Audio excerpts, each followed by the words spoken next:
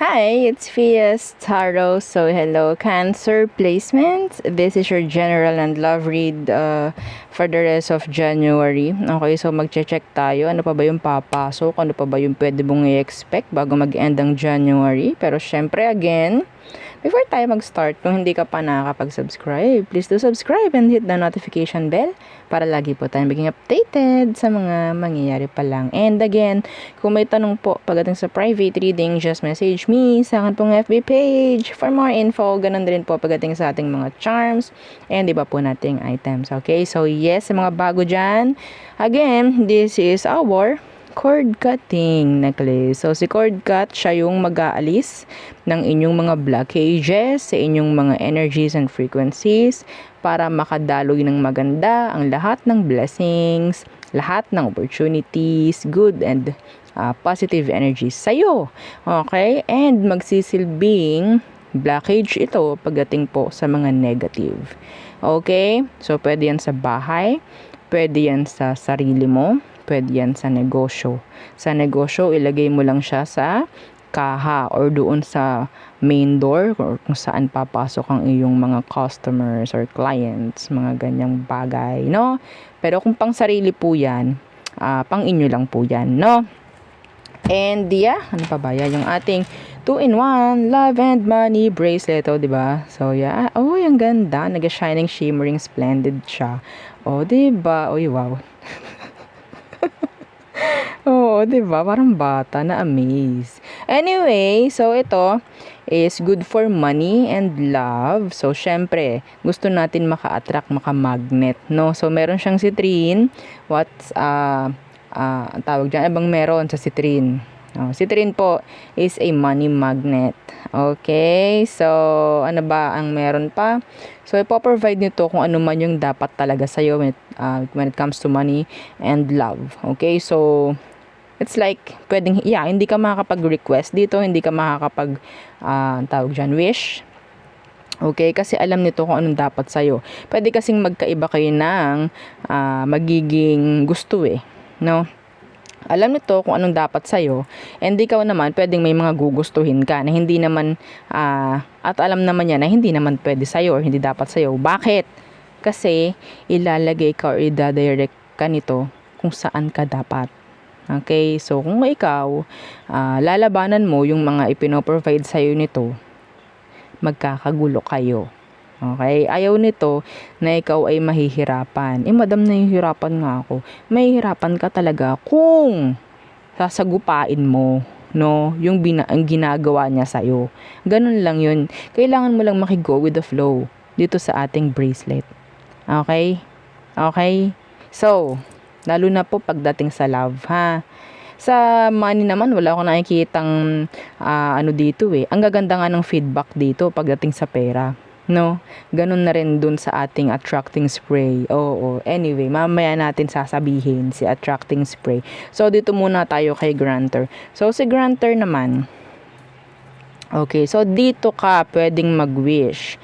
Dito ka pwedeng mag-manifest. Madalas ang pinapa-manifest or pinapa-grant dito sa ating grantor necklace is about legal, about mga visa, yung mga makapasa sa board or sa bar, yan mga ganyan. Okay, lalong-lalo na mga legal issue, legal matter. Yan, no. Masyado nyo pinapahirapan si grantor, ha. Mga clients, ha? Nakikita ko yun, ha? And syempre, aside doon sa mga gusto nyong i-wish, sa mga gusto nyo i-manifest, yes, magpo-provide sa'yo ang ating grantor necklace ng at least twice per week na surprises. Depende na rin po sa inyong frequency and energies. Okay? And again, available ang ating ang tawag dyan, cleansing kit. Okay, na napaka-important pagdating sa inyong mga charms. And yes, yung ating white sage po na nasa kit natin is pwede naman din yan sa bahay. Okay, kung ramdam nyo mabigat yung presensya, lagi nilang nag-aaway ang mga tao dyan, no? Yung inyong negosyo or tindahan nyo is parang hindi tinatao, yan. Okay, pwede yan. Pwede kayo mag-cleanse using our white sage. Okay, and syempre, ito na. yung ating bago, 'di ba? So ito ang ating attracting spray, 'di ba? May paganyan siyang effect. Wow, ang ganda. So ito po is napakagaling rin pagdating sa money and sa love connections in general po. No? So papaano po ba ginagamit to? Spray mo lang. Just like your normal spray. Okay? And while spraying, put your intention po, no? Sa kung anong gusto nyong mangyari, sa kung anong gusto nyong maganap, mga ganyang bagay-bagay, okay? And don't chase, okay? Ikaw ang i-chase. Ayun dapat ang nasa utak mo palagi while spraying. This is hypoallergenic po para sa mga taong sensitive ang skin like me. Okay? So yes, ginagamit ko to talaga. Okay, gamitin natin. Parinig ko sa inyo. O, diba? Rinig nyo? Ayan, diba? So, ang bango. Oh my golly. So, again, bango. Oh my gosh. So, ito naman yung ating healing oil. Healing oil natin, by the way, yung ating spray po. No, yung ating spray is 50 ml. Okay, 50 ml siya. And ito naman is 30 ml. So, ito naman is magaling sa mga masasakit sa katawan, sa mga madalas na hihilo, sa mga hirap pong makatulog. Okay? So, nag-provide kasi ako ng para sa akin. Kasi sa akin, mismo nangyayari yung mga yun. So, gumawa ako ng pangsarili kong healing oil. Okay? So, yes, ako rin mismo gumagamit ng aking mga item. So, ganun lang. No? Okay, ang scent po niya ay white tea and ginger. Hindi yan ang mga hindi ko masaulo talaga. Hindi ko malaman. And marami pang benefits yan yung atin pong healing oil. No? If you're interested, yeah, just message me. Ang haba ng intro. Oo, kailangan po kasi may mga bago na kaka-follow lang, hindi nila alam. So, yes. And minsan, wag kayo mag-iisip kasi minsan meron akong mga angel number na nakikita. Ha? So, importante rin. No? Huwag kayong mainip. No? So, again, Cancer placements. Ano bang meron? Anong parating? Bago mag-end ang January. Ang bango, grabe. So, ito, maghapon na naman sa akin yung amoy niya. Yes, maghapon na naman. Hinubad ko na yung damit. Mandun pa rin yung amoy. So, Cancer, anong meron? Main female. So, sino naman yung main character na yan? Sino naman yan, Cancer? Main character mo. Sudden wealth. Ito, nakuha to ni Gemini kanina. I don't know. Okay, pwedeng meron kang Gemini sa placements mo.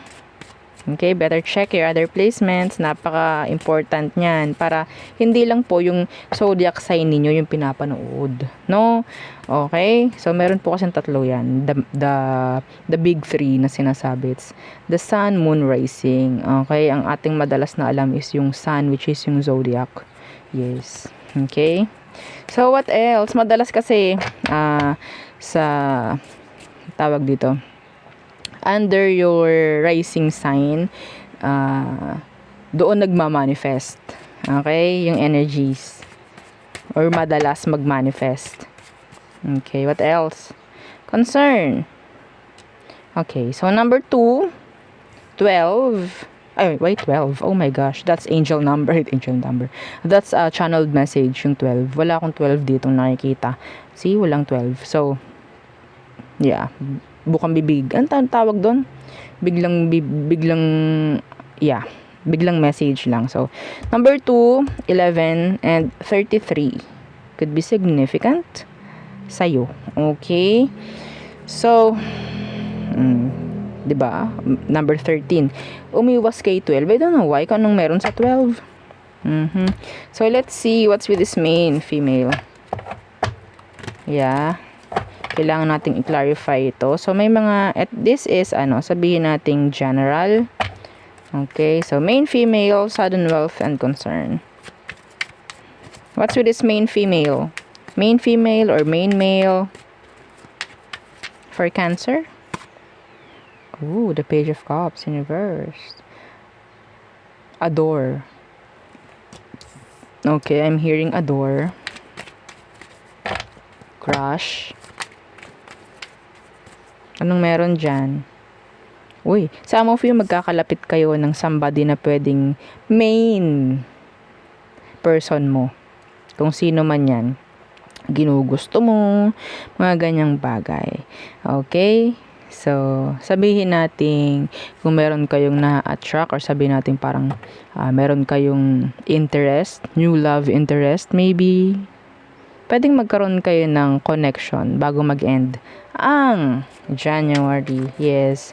So, meron din ditong energy ng pagsosorry. Okay? May pagkakalapit kasi ako nakikita rito. I don't know kung ano yun. Yeah. The needs. Parang ganyan. So, what's with this sudden wealth for Cancerian? Sudden wealth. So, it's like biglaan na magkakaroon ng pamimera. Mga ganyang bagay.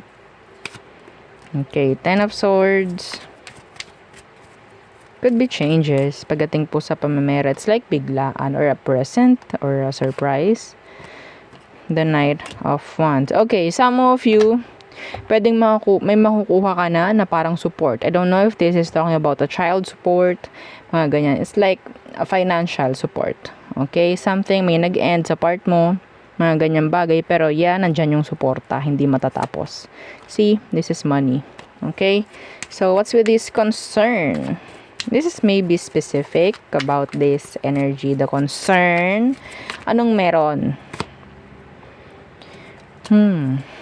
Kailangan may mag-voice out, no? Yeah, kailangan may mag-voice out dito. Yes, meron ditong something na parang blockage. Yeah, eto ha. May something na magkokos ng issue kasi parang hindi sinasabi or sabihin natin parang I don't know kung anong dahilan bakit pinipilit na itago na lang kung ano man to. Ha? So, it could be an earth sign or fire sign na kasama. Okay? Some of you may chance po na pwedeng i-hold. Ha? This is not for all. I'm hearing some of you may issue kayo na pwedeng na-hold yung inyong sweldo. Okay? Pera, na-hold. There's something. Pwedeng talagang sinasadyang i-hold. Kung nasa ganyang sitwasyon na kayo, parang hino-hold. Talaga pong hino-hold. Ha? Okay, talagang hino-hold. Ay, ganun pala. Naku, sabi na eh. Yes, may ganyan. Ha? So, may chance po dapat mag-voice out. Hindi pwede yung, ay, kailan kaya ibibigay, or anything about money, no? Kailan kaya? Something like that. So, kailangan yung mag-voice out, kailangan yung mag-follow up, if ever. Huwag nyong hayaan na parang, okay, pinapakita nyo na hindi nyo kailangan, no? Yes, pwedeng ganun yung point of view nung person, na, ay, okay, hindi kailangan ng mga Cancerian yung pera kasi hindi sila nag-follow up. So, hindi nila iintindihin yun. Okay? So, kailangan nilang trabahuhin yan kasi kailangan mo yun. Di po ba? What else? So, tayo tumungo naman sa love. Okay. Cancer placements. What's for you pagdating sa love? What's coming in? Unahin natin ang mga singles. Single Cancerian. Anong parating when it comes to love? For single Cancerians, okay, the Knight of Pentacles in reverse. The King of Swords in reverse. Mabuburyong ka dito, magagalit ka dito. Yes. Paasa. This is like paasa. Yung energy could be an aqua or an earth sign. You're so paasa. Yeah, the Emperor. Sabihin natin yes, andyan yung energy ng attraction. Andyan yung energy na parang sabihin natin sana wag na lang yung energy ng chasing. Enough with that. Ayaw natin yun. Yeah, this is a new love interest. Pero andun yung energy ng paasa eh. May energy po na pwedeng dumating bago mag-end ang January. And this is love. Pero nakakainis. Naiinis ako sa energy kasi paasa yung tao. Yes. Ay naku madam, wag na. Kaya nga. No? Tingnan natin kung paano yung malalaman na sila to. Para maiwasan na lang. Siyempre, gagabayan ko kayo, no? So, tingnan natin anong meron dun sa tao para malaman mo na siya to. Para maiwasan mo na agad-agad. Death in reverse. Pwedeng may alam ka sa taong to or pwedeng may idea ka about them. Okay? I don't know. Some of you, alam mo, no, kung anong meron sa kanya talaga, like literal. Okay? Pwedeng may anak. Pwedeng may iniwang relasyon, may anak. Yan. Wag nyo nang anuhan. Oo, mas maganda kung talagang single na single. Ha? Okay? What else? Naamoy ko pa rin yung ating pabango. Yes. Let's see.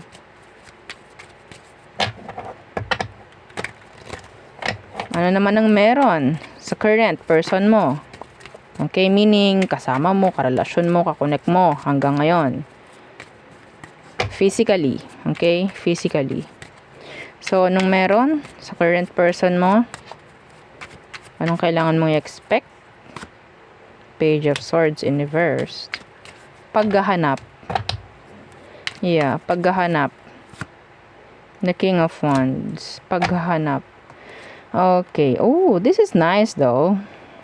They're like looking for something na para i-level up yung connection. Yeah, the Hangman in reverse. Parang okay, I'm so tired na sa ganitong energy na para tayo paikot-ikot, paulit-ulit. I don't like this na anymore. So, kailangan na natin na magkaroon ng leveling up pagdating po sa situation. Wow. This is nice. This is nice. So, makikitaan mo si person ng pagmamanage, ng something na parang nag-step up, no, yung person. That's nice. Again, to manifest, share the video. Yep. No, okay. So, let's see. Pagdating naman sa iyong ex. You're still interested sa ex mo. Tingnan natin kung ano pa bang meron, ano pa bang energy, anong kailangan mong malaman from your ex. Okay, about your ex. Cancer, anong meron?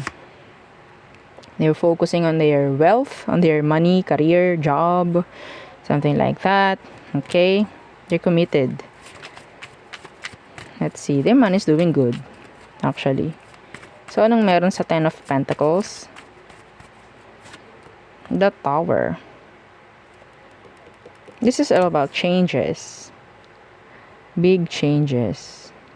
Okay? So, I think your person is doing well na. You're doing well.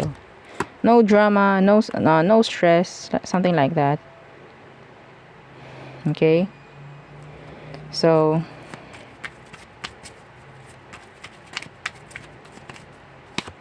yeah. Yung ba sa kanila, they're traveling. Okay, maganda yung energy ng ex mo. Anyway, so, I don't know kung yun ay gusto mong malaman or what. Mabubisit ka lang lalo. Ay, ano ba yan? Maganda yung nangyayari sa kanya. I don't tawag dyan filtered, no, or sugarcoat readings. Kung anong kailangan mo, yun yung paparinig ko sa'yo. Anyway, so there. Yan ang aking reading for you. Cancerian placements. Again, please don't forget to like, share, and subscribe. And follow our FB page. And just sa nating YouTube channel na nasa description box below. Again, thank you. Goodbye.